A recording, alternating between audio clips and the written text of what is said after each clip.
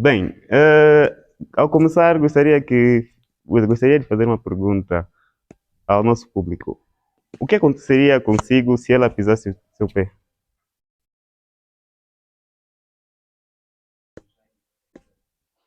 Sapato sugeria, certo?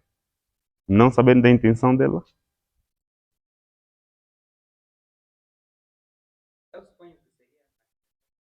acidentalmente. E o que aconteceria contigo se, ou melhor, quando pisasses ele?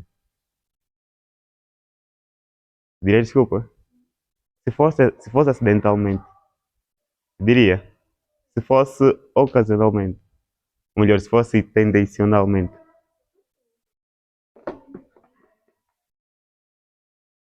Uhum. Certamente ali estarias a trazer uma mentirazita, não é? Mas bem, agora gostaria que todo mundo colocasse em pé, por favor. Ajuda-me aqui. Bem, colocasse em pé. São Júri, não vos manda. Obrigado. Bem, a semana foi muito cansativa. Tivemos o domingo, segunda, terça, quarta, quinta, hoje sábado. E hoje peço-vos que. Melhor, tenho aqui uma espécie de terapia, não é? Peço que fechem os olhos, por favor. Fechem os olhos. Não, mas a câmera, não é? Sim, fechem os olhos. Vai.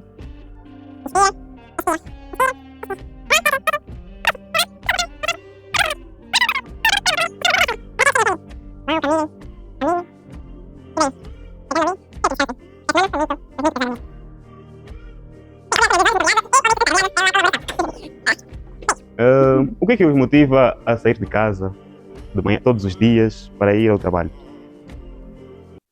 Certo. Muito obrigado. Abraham Maslow, ele define a motivação como um impulso que leva as pessoas a chegarem, ou melhor, a satisfazerem suas necessidades. E ele traz aqui uma questão muitíssimo boa, que é a questão da pirâmide das necessidades.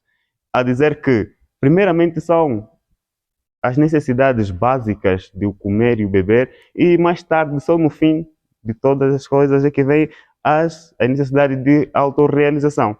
Por isso, aqui a fazer a pergunta é mesmo tendenciosa no sentido de aqui em Angola, isso aqui é vamos dizer que é num sentido geral, trabalha-se mais para comer que para uma outra coisa. Isso quer dizer, segundo a pirâmide, ainda não passamos ao primeiro, não saímos do primeiro ponto, que é trabalhar, sair de casa. Qual é a motivação que nos tira? É mesmo que o alimentar-se, é a necessidade primária. Portanto, aqui estamos a trazer que, primeiramente, devemos ter essa questão, motivação.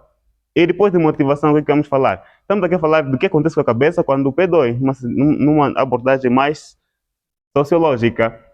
Portanto,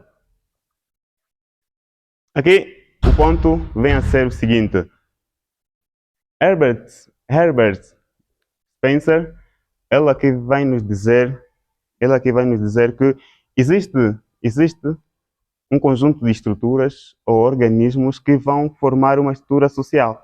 Essas estruturas, a relação entre elas, que vai dizer Simmel, no caso, ele vai dizer que ele vai estudar a interação entre essas estruturas para que haja uma relação entre elas.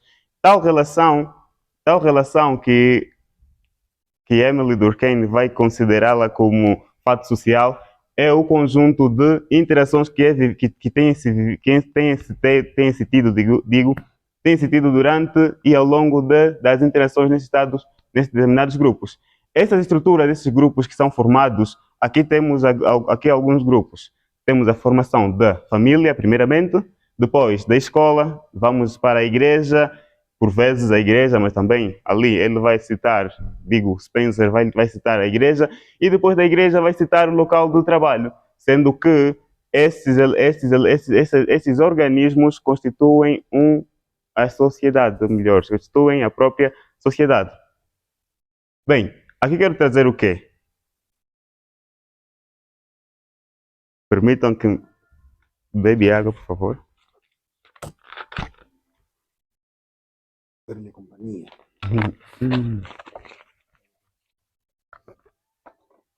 Bem, essas estruturas Cada uma das estruturas tem o seu papel. O papel de cada uma dessas estruturas é que vai fazer com que haja harmonia entre as comunidades. Uma outra pergunta que faço assim, desculpa, é que, melhor, como é que está organizado ou estruturado a divisão de trabalho em sua casa, por favor?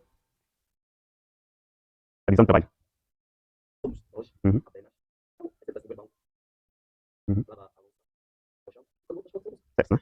Obrigado. E o que aconteceria se o irmão naquele dia não lavasse a louça e não limpasse o chão? Você voltasse da escola, o que faria? O mais provável é que ele também não encontrasse comida. Não encontrasse comida, certo? Obrigado. Agora aqui estamos a ver qual é mais ou menos o foco. Por quê? Porque aqui está, cada estrutura social tem tem a sua missão, tem o seu papel. E o papel da família, a princípio, é de quê? Ou melhor, vamos falar primeiro da família. O papel da família é de inculcar valores a indivíduos, vamos falar de crianças, valores estes que vão lhe conduzir para uma devida interação com os demais. A família. Depois da família, e Simon vai falar sobre a família, vai dizer que na infância, onde a criança, a partir das brincadeiras, daqueles jogos que ele tem feito, por exemplo, tem-se visto muito as crianças a fazer um jogo, hoje sou professor, hoje sou médico, hoje sou enfermeiro, e através desses jogos é que eles vão assumir inúmeros papéis que mais tarde vai assumir na própria sociedade. Ali está o ponto. A família tem este papel de trazer estes valores primários para que para que lhe haja uma interação favorável nos outros pontos. Depois vamos para a escola. Quando formos para a escola, certamente aí já teremos alguns valores. Estes valores aqui na escola serão acrescentados, vamos falar de instruídos algumas vezes, e outros serão simplesmente ressaltados. Bem, depois vamos à igreja. O que a igreja faz? A igreja tem o dever de inculcar, vamos falar de cimentar aqueles valores outrora aprendidos, morais, bem como, e por vezes, há casos em que não se vai à igreja, ou melhor, não se tem esses valores em casa, a igreja tem essa missão de inculcar tais valores morais, éticos, aceitáveis para uma boa vivência social. A igreja. Depois vamos no local de trabalho. Local de trabalho o que é, afinal de contas? Socialização, ou melhor, local de trabalho é o lugar onde vamos encontrar a questão de socialização. Precisamos de nos socializar. Para termos o fio, por exemplo, hoje estamos aqui, porque houve a necessidade de o homem viver em harmonia. E Aristóteles disse que o homem, por natureza, é um animal social. E é animal social por quê? Porque ele precisa dos outros para sobreviver. Faz-me lembrar uma história de Amala e Kamala. Aconteceu há muito tempo, em que duas meninas, uma tinha 8 anos, outra tinha 4 anos, foram levadas a conviver com lobos. Então, elas viviam ali com lobos, aprenderam aqueles hábitos todos dos lobos e, depois de uns 8 anos, saíram dali e foram levados novamente aos seus familiares. A primeiramente, levou 4 anos para se integrar novamente aos hábitos humanos e a segunda levou 8 anos.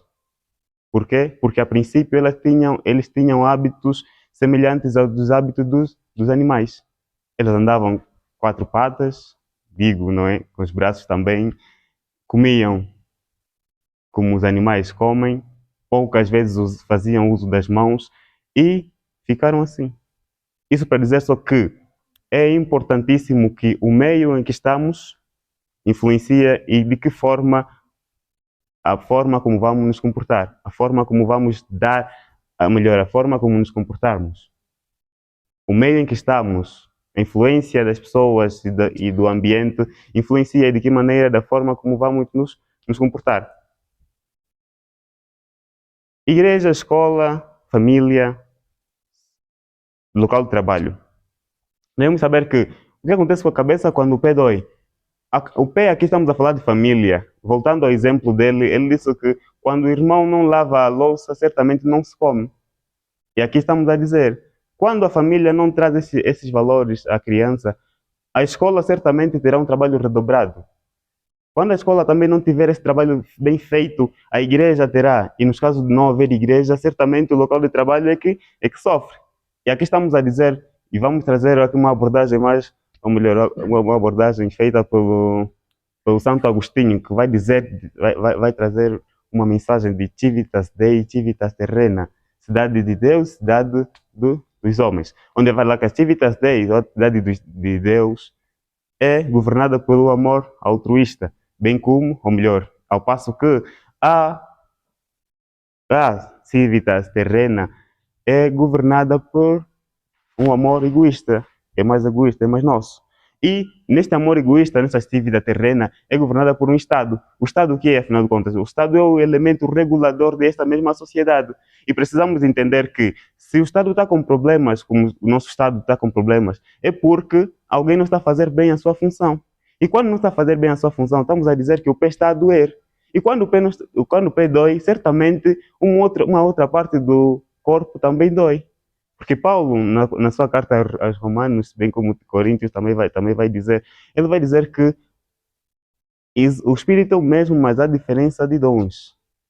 Se todo mundo profetizar na igreja, se toda a igreja profetizar, quem vai ouvir? Se todo mundo cantar, quem será aquele que vai simplesmente ouvir? Quem vai pregar?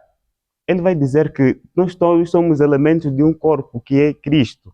A cabeça é Cristo, no caso, não é? De um corpo igreja, a cabeça é Cristo. E cada um tem o seu papel para fazer. Se ele não fizer, certamente aí ficará um déficit, digo, né? Ficará um déficit. Ali está, quando o pé dele doeu, certamente algo se passou na cabeça, se passou com a cabeça. Este se passar com a cabeça é que estamos a falar, porque o Estado aqui é o elemento regulador de toda a sociedade. Devemos perceber isso e levar em conta que quando a família não faz o seu papel, certamente a sociedade em si paga. Quando a escola não cumpre a sua missão, a sociedade paga. Quando o local de trabalho, ou melhor, o indivíduo é colocado num local de trabalho, mas os valores anteriormente que seriam, no caso, não é, lhe inculcado, não são lhe inculcados, certamente até o trabalho paga. Então, quando não se faz quando não se faz uma função, quando não se desempenha uma determinada função, aí estamos a dizer que o Estado em si paga, a sociedade paga. Porque. O que acontece com a cabeça quando o pé dói? Agora, gostaria de saber se já temos a resposta. O que acontece com a cabeça quando o pé dói? Apresentou um problema, a meu ver, profundo de sintaxe. O fundamento da língua é justamente a frase. E, aliás, não é, disse que a oração é o centro não é da frase, mas também da língua. Então, a oração confunde-se, para muitos autores, com frase.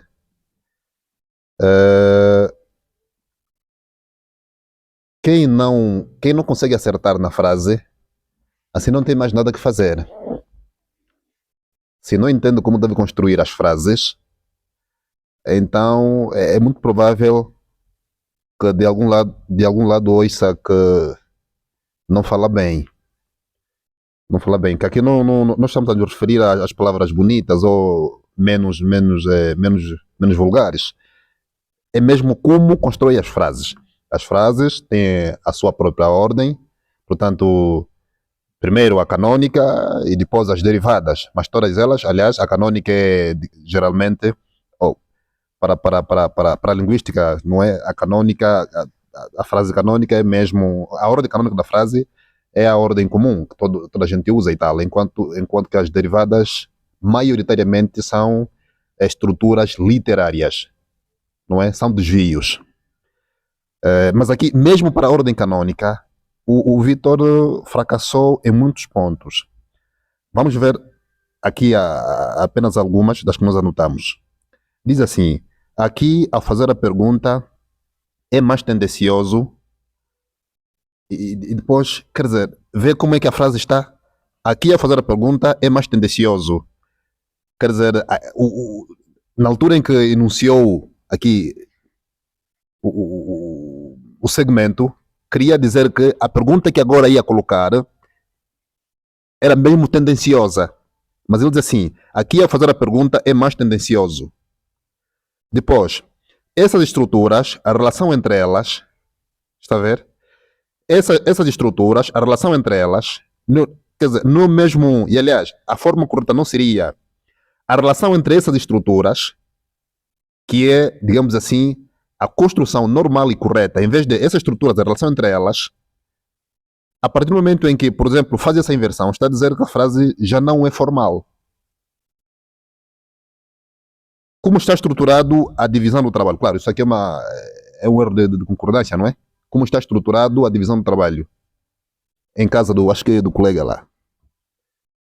Como está estruturado a divisão do trabalho? Já dá para ver que o particípio, na forma de adjetivo, está um pouco, não é? Enviesado. Devia ser como? Como está estruturada? Exatamente. Uma questão de concordância. Andavam com as quatro patas, assim, as crianças, não? As duas crianças e tal. Mas elas não têm pata. Também andavam com quatro patas ou em modo quadrúpede? Acho que houve ali alguma falha. Estes valores aqui serão acrescentados. Estes valores aqui serão acrescentados. O que é que será acrescentado? Os valores ou aos valores algo será acrescentado? O que é que quis dizer? Os valores de casa, depois aqui na escola, e enfim. Estes valores aqui serão acrescentados. O que é que se acrescentará? A que é que se acrescentará? Referia-me ao firmar os valores. Então, não é, estes valores aqui serão acrescentados. A esses valores, não é? Será acrescentado, não sei, será acrescentado alguma coisa, sei lá o quê. Agora, estes valores aqui serão acrescentados. Não me parece que a estrutura esteja correta. Depois, elas foram levados quando saíram da zona onde estavam a viver com os lobos e tal. Depois, elas foram levados. Não disse exatamente elas foram levados, mas disse foram levados. Então, nós entendemos que foram levados são as duas meninas, não é? Quem que foi levado? Levado? Ah, sim, levado foram as duas meninas, no caso. Ok. Então, não disse exatamente elas. Mas a gente consegue entender que o sujeito é feminino, porque são as duas meninas. E diz, foram levados. Quer dizer, parece que falou com muita despreocupação e tal, sem o rigor próprio que a língua necessita. E, naturalmente, deseja ser consultor linguístico. Provavelmente para fazer trabalhos mais ou menos como estou a fazer aqui agora. Precisa. Depois, o que não é muito relevante, mas pelo Santo Agostinho. Acho que sabe que não é assim que se faz menção a essas entidades históricas. Mesmo que fosse Platão ou Aristóteles. Depois dizer o Platão, o Aristóteles. Sim, sabe como que se deve fazer, não é? Sim. Oculta-se o artigo. Trabalho apenas com a preposição. Portanto, por Santo Agostinho, por Aristóteles, não é pelo Aristóteles, pelo Santo Agostinho, e enfim, talvez possa dizer pelo Jesus, e enfim, como está aqui alguém a dizer. Mas nesses casos deve ocultar o quê? O artigo. Sim, o artigo. Para todos eles, Hitler, Churchill, não sei o que tal, enfim, não deve usar o artigo. E aliás, se calhar acrescentar, se seria uma questão de conhecimento geral, como é que se constroem esses santos são para os santos? Qual é a regra? Se o nome do santo começa com consoante, então é são. Se começa com vogal ou H, se houver o caso, então é santo. Tá, mas isso é uma questão apenas de conhecimento geral, porque tocou nisso. Vitor, bom dia para si. Muito bom dia, professor. Ok, parabéns pela coragem. São muitas observações. Volta e meia, o rascunho até acabou. Não queríamos pegar mais outro papel, enfim. Então, em alguns casos, em alguns aspectos, o professor Miguel, sinto-me ultrapassado pelo professor Miguel, foi aqui bastante esclarecedor na sua apreciação, na sua avaliação, mas ainda assim vamos aqui tentar também dar o nosso contributo para os outros aspectos que também achamos interessante. Quando vamos falar em público, existem 3 grandes objetivos. Podem existir outros, mas existem 3 principais: ensinar, motivar e influenciar. Na construção do nosso tema, nas vezes em que formos nós mesmos a elaborar o tema, a pensar sobre o tema, precisamos refletir: vou ensinar, vou motivar ou vou influenciar? Então, com o tema sociedade, o que acontece com a cabeça quando o pé dói, a pergunta que não se quer calar é: você ensinou? Você motivou? Você influenciou? Ok? Você falou, mas no final das contas, o que é que a este pessoal, o que é que você fez?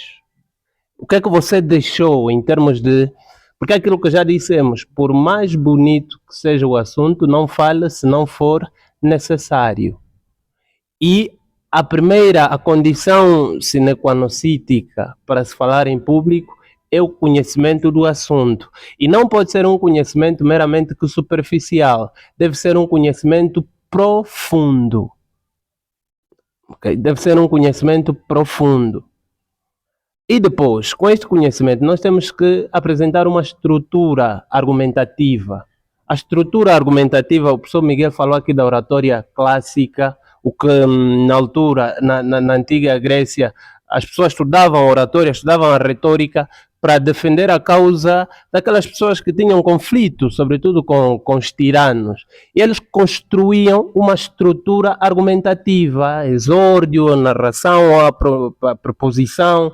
Terminava aí com o epílogo. Ao argumentar, a pessoa percebia, está no princípio, está a meio, está no fim. E falou-se aqui de filmes. Advogado do Diabo é um filme que também ensina muito a questão da construção de uma estrutura argumentativa. Tal como se faz no trabalho escrito, introdução, desenvolvimento e conclusão, no discurso verbal, isto também deve ficar patente. As pessoas devem perceber que o orador está no princípio, está no meio, está no fim. Ok? E não conseguimos perceber as etapas do teu discurso, não obedeceu uma estrutura da apresentação.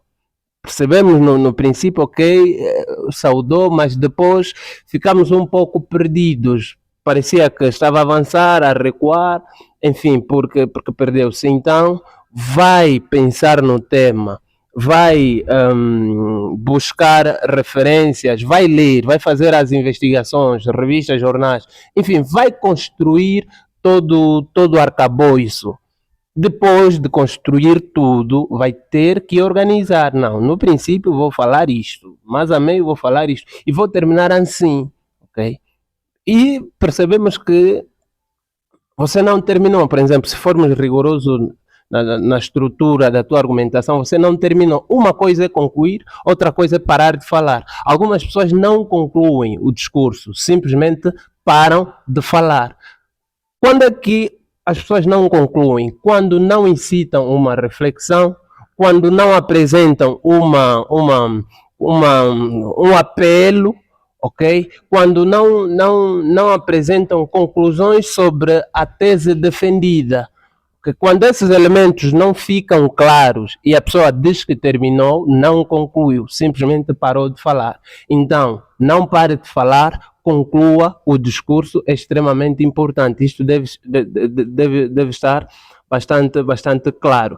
Este é o primeiro elemento. Uma outra apreciação que também é fundamental: esfregar as mãos é sinal de apreensão, assim como bater o pé, sacudir o pé. Aquelas pessoas que chegam e começam a esfregar as mãos. Muito bom dia, minhas senhoras e meus senhores. O esfregar as mãos é porque aqui está a suar, mão suada, ok? Ou então bater o pé é ansiedade. E você apresentou-se em público de forma apreensiva. O sinal foi justamente este. No princípio, sobretudo, você... Não sei se é a pressão, porque a Márcia foi a primeira e não sei, tendo em conta a tua apreciação, se calhar isto colocou também uma certa pressão em querer fazer melhor. Isto elevou os níveis de ansiedade, mas é preciso relaxar. A terapia que fez aqui com o pessoal serviria, mas enquanto estavas lá. E por falar nesta terapia que você utilizou, tem aí um comentário que chamou-me bastante a atenção. A semana foi pesada. Pesada para quem? Esta é a questão que se coloca. Porque se a semana foi pesada para ti, não significa necessariamente que foi pesada para o público. Mas vamos aqui pensar num público conhecido. Provavelmente esteve a falar para colegas de trabalho. Aí sim, a semana foi pesada a nível da empresa, para trabalharmos muito. Para colegas da escola, ok, se a semana foi apertada, ok, aí adequa-se. Mas para um público que você não conhece, você não pode dizer que a semana foi pesada. Vamos levantar, vamos relaxar. Foi pesada para quem? Você sabe de onde eu vim e como é que eu estou? Então é preciso... Não é que está errado, é preciso pensar o público-alvo. Temos um público-alvo conhecido, um público-alvo específico e podemos ter um público-alvo diversificado, um público-alvo em que nunca antes tenhamos tido um contato. Então, se for para um público completamente desconhecido, comentar que a semana foi pesada não faz sentido absolutamente nenhum. Não faz sentido, ok? E depois, uma outra questão é para como atrair a atenção, as técnicas de persuasão.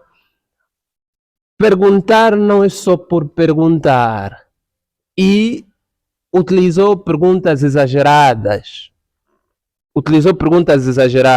Ao exagerar nas perguntas, na interação, eu tive a percepção de que você começou a perguntar porque tinhas pouca bagagem. E era para queimar também um pouquinho de tempo. E creio que provavelmente alguém também ficou com esta percepção. Você começou a fazer perguntas e depois não houve uma ligação, salvo num ou noutro caso, com as questões que foram respondidas. Ligou num ou noutro caso, mas na maior parte das vezes, quer dizer, quando vamos perguntar, vamos fazer questões, é mesmo para ligar com o tema, recolher contribuições favoráveis àquilo, à mensagem que queremos transmitir. É preciso agradecer às pessoas que interviram e pegar naquela questão, em algum momento fazer um comentário. A pessoa que falou vai se sentir valorizada. Você vai falar, tal como disse aqui o ilustre, desculpa, qual é o seu nome? O ilustre Horta, a motivação, blá, blá, blá. Ele vai sentir, uau, o orador fez menção à resposta que dei. Uma próxima vez, numa outra ocasião, ele vai se sentir motivado a voltar a contribuir. Okay? Mas considero que o número de perguntas para chamar a atenção, para estabelecer uma ligação com o público foram exageradas. 2 seriam suficientes. Se tiver mais, transforma estas perguntas em forma de provocação, atiradas para o ar. O que é que acontece naqueles casos em que, para alguns, isso é provocação. O que é que acontece, por exemplo, naqueles casos em que alguém pisa, você transforma tudo isso em provocações, que é para não... Agora, vai ter aqueles casos que vai dizer assim, mas não tenho como, aqui é mesmo necessário uma resposta. Uma outra técnica é, antes de começar com a tua apresentação, faça folhetos e distribua. Recolha aqueles folhetos, mas assim está o momento cultural, está o mestre de cerimônia a conduzir a atividade toda, você distribui, porque você é o orador, distribui aqueles folhetos. Depois pega aqueles folhetos, antes da tua apresentação, lê rápido, pega os mais interessantes. Até pode não distribuir para toda a plateia, pelo menos em 5 ou 10, distribua, você lê aquilo e quando começares faça comentários sobre as respostas que você colheu. Isto para não queimares o tempo perguntando, direcionando, fica complicado. Então, se achar que deve mesmo colher contributo da plateia, faça-o antes, por meio de um questionário assim curto. Recolha e depois lê as respostas interessantes. Quando começares, faça comentário, acrescenta naquilo que você vai dizer. Outra questão, nuvens, a questão do esquecimento. Diz-se que a leitura amplia a nossa capacidade de reflexão e criatividade.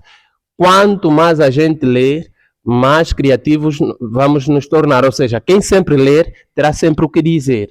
Pessoas que pouco leem têm muitas dificuldades de improvisar, ou seja, de encontrar palavras, de encontrar assuntos para estabelecer ligação e não ficarem calados diante de uma plateia, diante de um debate, diante de um diálogo. Se tem problemas de esquecimento, a recomendação é mesmo muita leitura e muito treino sobre improvisos. E se calhar tiver que dizer aqui, as técnicas vamos nos alongar muito, mas a leitura é a chave, a leitura, para te tornares mais criativo, assim que está certo, na forma de dizer. Esta é a primeira recomendação. Mas também, há aqueles casos em que não é mesmo esquecer, é não saber. Então precisamos saber quando é que esquecemos, quando é que não sabemos, ou já não temos o que dizer. Já não temos o que dizer. E aquilo que dissemos, o orador tem que ter bagagem. É preciso ler muito para... Uma primeira vez você vai utilizar a técnica que já dissemos aqui, e o colega utilizou muito bem. Esqueceu, foi beber água. Permita-me beber um pouquinho de água. Enquanto ele bebeu água, e depois o pensamento veio. Mas você não vai ficar a apresentação toda a esquecer e permanentemente, desculpem para beber mais um pouco. Outra vez. Beber mais um pouco de água. Outra vez. Ok? O orador está com muita sede. Pense, embora podem existir outras técnicas, mas... quando vamos falar em público, precisamos ter bagagem, precisamos ter muita coisa. É bom quando o orador abandona o púlpito. Eu já tive essa experiência quando tinha uma vida ativa na igreja. Eu pregava e saía, ficava triste porque tinha mais outras coisas para dizer e só não tinha tempo. E há momentos que quando eu vou sentar, por que eu não disse isso? Às vezes olho para aquilo que eu preparei, por que eu não disse? Quero mais tempo. Mas o grande problema de muitos oradores hoje já não é a questão do tempo, o tempo ser um adversário, é mesmo a questão do assunto, não tem bagagem. Quer dizer, a pessoa está ali e lá ao fundo diz, meu Deus, isso vai terminar a que horas? Isso vai terminar a que horas? Então é preciso prestar atenção para este aspecto. Aqui, naturalmente, estamos num concurso, mas porque tem este problema de nuvens, também devo claramente dizer que falar em público não é um teste de memória. Não é um teste de memória. As pessoas não estão aqui para dizer assim, o fulano decora mesmo bem, o fulano tem uma boa memória. Não. Leva o teu guião, ok? Leva o seu guião. Sempre que esqueceres alguma coisa, não é crime nenhum falares para as pessoas com papel. Não, mas também não pode ser um calhamaço daquele, não pode ser um jornal, não, porque isso também vai colocar em xeque a tua capacidade própria. Mas um papel assim nobre, com ideias chaves. Sempre que você esquecer uma coisa, vais dar uma olhada e vais te lembrar, vais continuar, ok? Então falar em público não é um teste de memória. Aqui naturalmente é no concurso, mas quando não for no concurso, nas tuas atividades, leva sempre um guiãozinho com ideias chaves, com conceitos básicos, essenciais, os quais você não deve esquecer. Bem, toda hora, bem. Outra recomendação é, agora que vai ser consultor linguístico, eu, por exemplo, tenho um livro, roubei de um padre, roubar? Não sei se está certo, roubar não, mas... É furto? Não, deu e não devolvi, né? Ok. Cidália Fernandes, argumentar é fácil. Traz conectores do discurso. Sempre que você começa a dizer, você utiliza o conector bem. Bem. E o bem, repetidas vezes, vai se tornar um vício de linguagem. Disse que a língua portuguesa é vasta, existem várias formas de dizer. Então os conectores, no entanto, entretanto, por conseguinte, na verdade, são conectores que servem para enriquecer a nossa forma de dizer, o nosso vocabulário. Os conectores nos ajudam a combater os vícios de linguagem. Então, no fundo, é uma recomendação para que este bem não se torne num vício. Tá, Vitor? Obrigado. É tudo. Obrigado por este momento.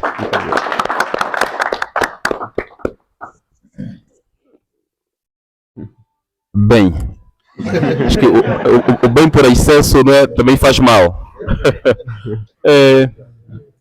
Acho que o amigo Vitor, eu penso que está de parabéns, e todo esse conjunto de questões que aqui os nossos ilustres professores levantaram são porque justificam-se na medida em que o Vitor tem enorme potencial para continuar, não é, a mergulhar nesta viagem, neste mundo do saber, e penso que se reter as orientações aqui passadas tem tudo para, enfim, ser uma estrela neste campo da argumentação, neste campo da oratória. Em alguns aspectos também sinto-me ultrapassado, tal como bem disse o professor Fio, porque o professor Piedade, enfim, tocou, não é como dizia o professor Monteiro, levantou a saia do saber e permitiu-nos ver o que tem lá dentro. E, portanto, penso que aqui não haja mentes poluídas, porque o caso não é o que estão a querer entender. E, portanto, o tema, o que acontece com a cabeça quando o pé dói, a estrutura argumentativa não foi muito persuasiva, pelo facto de ser, não foi racionalmente persuasiva, convincente, por ser algo, enfim, não é muito evidente, muito comum. Mas ainda assim, não é, eu procurei aqui levantar algumas questões, e eu esperava hoje semifinal mais dos candidatos. Por conta disso, e o professor Banji, alguns colegas sabem, cheguei ontem às 23 horas e fiz-me acompanhar do livro do professor Murcho, O Lugar da Lógica na Filosofia. Isso é para, enfim, preparar-me mais para avaliar-vos melhor. E o Vitor deu-me pouco trabalho. Ainda assim, eu vou procurar aqui ter trabalho, não é? Ou dar-me trabalho. Vitor, percebi, e está de parabéns, não é? Por essa analogia da pirâmide de Maslow e a questão do tema que traz à tona. Acho que soube cozinhar bem, não é, essa questão, essa estrutura, e eu penso que esse é um ponto que nós devemos aqui realçar. E, no fundo, o teu tema está ligado ao tema da Márcia, não é, em muitos aspectos, porque aqui também falas de valores. Se a família falha, depois isso se repercute na escola, igreja, e depois toda a sociedade acaba por pagar. Assim, para começar, a primeira questão, o que acontece com a cabeça quando o pé dói? Trago essa questão para o nosso contexto. Vitor, será que o que acontece com a cabeça quando o pé dói justificaria o estado do nosso estado? Usando aqui a tua pirâmide, não é? Temos a família, depois subimos para a escola, a igreja, enfim, local de trabalho, e depois, não é, isso se repercute em toda a sociedade. Esse estado do pé, essa dor do pé, justifica o estado do nosso estado? Sim, não, por quê? Na verdade, digo que sim. Sim, porque devemos saber que todos os princípios que uma pessoa acarreta são mesmo desde a base e da infância que são lhes transmitidos. Então, quando os nossos dirigentes não têm tais comportamentos que vão nos dar pouco acesso a determinados recursos que por natureza seriam para todos, ou seja, podemos dizer, não é? São para todos. Digo que falhou alguma parte ali atrás. Por isso digo que sim. E então o Vitor é contra, ou argumenta contra todas aquelas ideias que procuram combater o problema da nossa sociedade no Estado. No Estado, não é? Enquanto estamos aqui a simplificar os nossos dirigentes, nossos responsáveis políticos. Então a ideia de que se quisermos revolucionar, se quisermos melhorar a nossa sociedade, temos de começar, não é, a combater a cabeça, não é, com devidas aspas, está errada, seguindo essa lógica argumentativa. Errada não digo que sim, porque primeiramente devemos entender que a cabeça é o princípio de tudo. A cabeça é que dá as diretrizes para que se faça uma coisa. Então, quando a cabeça for mal instruída, aí vamos falar de questões, por exemplo, de consciência e tal, quando for mal instruída, certamente ela vai direcionar mal o resto do corpo. Portanto, a questão mesmo é desde a base. Eles vieram dessa forma e agora estão ali, permanecem com aquilo que já receberam. Sim, mas não será o pé que está a falhar? O pé que falhou, no caso aqui, o pé da pirâmide do Vitor e a família? Sim. Sim, então, aqui estou baseando no teu tema. O que acontece com a cabeça quando o pé dói? Aliás, terminou a apresentação com essa questão, aqui para nosso querido auditório. Uhum. Não é o que acontece com a cabeça quando o pé dói? Então eu pergunto ao Vitor, o que é que acontece com a cabeça quando o pé dói? Certo. Sim. A cabeça tem responsabilidades acrescidas ou a dobrar. Uma vez que poderia fazer, vamos falar, não tem a missão de regular simplesmente, ela vai fazer mais do que aquilo que deveria fazer. Só que há casos em que não se fazem essas coisas, mas as responsabilidades ficam ali, podemos assim dizer, os papéis ainda estão ali, só que não são assinados pelo fato de que quando se falha um sítio, até havia referido que quando, por exemplo, a família não faz, a escola tem a missão a dobrar, depois a igreja assim por diante. Portanto, estamos aqui a dizer que o Estado em si é a cabeça. Quando a família não faz o seu dever, certamente está a incumbir mais responsabilidades ao próprio Estado. Então, no fundo, o Vitor está querendo dizer que o nosso Estado está tão apertado, não é? Só está a passar pelas dificuldades que está a passar por conta dos furos ou das falhas que se verificam na família. Então, em parte, não devemos criticar tanto o Estado porque os problemas que está a procurar tratar devem-se ao facto de, noutras subclasses, os agentes responsáveis pela educação, pela transformação, não terem desempenhado bem o seu papel. É isso? A princípio, sim. Digo que sim. A princípio, sim. Muito bem. Vitor, eu gostaria que explicasse bem. Citou aqui muitos autores, isso é muito bom e revela que, espero, não é? É o meu entendimento que está a ler, que consultou. Isso é uma das recomendações que passamos nas sessões passadas. Mas eu não vi o Vitor a trabalhar com essa informação desses autores para, não é, fundamentar a sua estrutura, fundamentar o seu argumento principal. Por isso, não é, para sair dessa dúvida, gostaria que o Vitor explicasse bem, não é, quais são os dados dos estudos de Herbert Spencer que trouxe à tona para fundamentar o seu tema. Como é que o Vitor articulou os estudos de Spencer para, não é, justificar a sua tese ou, enfim, o seu argumento? Sim, Herbert Spencer ele vai fazer um estudo acerca da questão da estrutura da própria cidade, porque ela está organizada por organismos estes que depois fiz uma referência acima, que vai dizer que está estruturado, não falar de família, escola e local de trabalho. Trouxe essa abordagem porque ele vai dizer que aí está os organismos estruturantes são esses aqui que foram anteriormente citados por ele. Simplesmente trouxe essa questão porque ele trouxe a questão de a sociedade está estruturada e essa estrutura tem os seus organismos, mas ele não vai dizer quais são tais organismos, por isso fui buscar um outro para dizer os organismos que anteriormente foram mencionados. Muito bem, agora ficou claro. E a penúltima questão, Vitor, o inverso, o que aconteceria, ou o que acontece de se permitir com o pé, quando a cabeça é que dói? O teu tema permite-nos levantar essa questão, não permite? E se permite, gostaria de receber uma resposta do Vitor. O que acontece com o pé quando a cabeça dói? Dentro dessa estrutura, não é? A tua pirâmide, que lembra sempre de Spencer e a tua pirâmide. Sim. Acontece com o pé quando a cabeça dói. Certamente, o pé fica imóvel, porque a cabeça é que dirige. Se a cabeça estiver, vamos falar, com uma dor, certamente ela não vai fazer aquilo que ele deve fazer. Portanto, o pé só obedece aquilo que a cabeça faz. Se tiver a doer, certamente vai ficar imóvel. Muito bem. E já para terminar, não é? Eu percebo que aqui cada subclasse que o Vitor traz também tem essa estrutura, cabeça, pé, enfim, é um corpo também. Qual é a base da família? Qual é o pé da família? Aqui trago essa questão para ajudar o Vitor a oferecer-nos uma perspectiva de solução para o caso dessas dores do pé, não é?